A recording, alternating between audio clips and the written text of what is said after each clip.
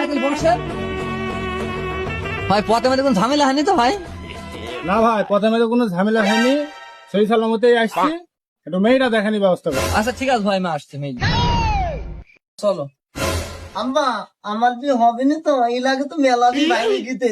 তুই যেন কথা বলবি নি, চুপ করে থাকবি, তোর কথা যেন তুই ভেঙে যায়। ঠিক আছে, আমি দিব না, কথা বলবো না। হ্যাঁ চুপ।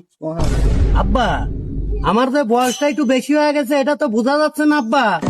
না না, মোটেও বোঝা যাচ্ছে না তোর বয়স, মনে হচ্ছে 22। বসো মা, বসো।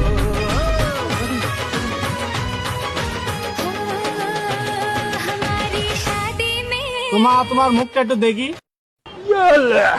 মাশাআল্লাহ, মেয়ে আমাদের খুবই পছন্দ হয়েছে।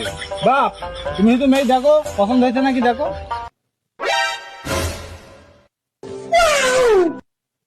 আব্বা, এই মেয়ে আমার খুব পছন্দ আব্বা, আমি এই মেয়ারই বিয়ে করবো আব্বা। তুই থাম, আমি দেখছি মেয়ে পছন্দ হবে কেন। মেয়ে তো মাশাআল্লাহ চাঁদের মতন সুন্দর। তাও তো লিপস্টিক দিইনি।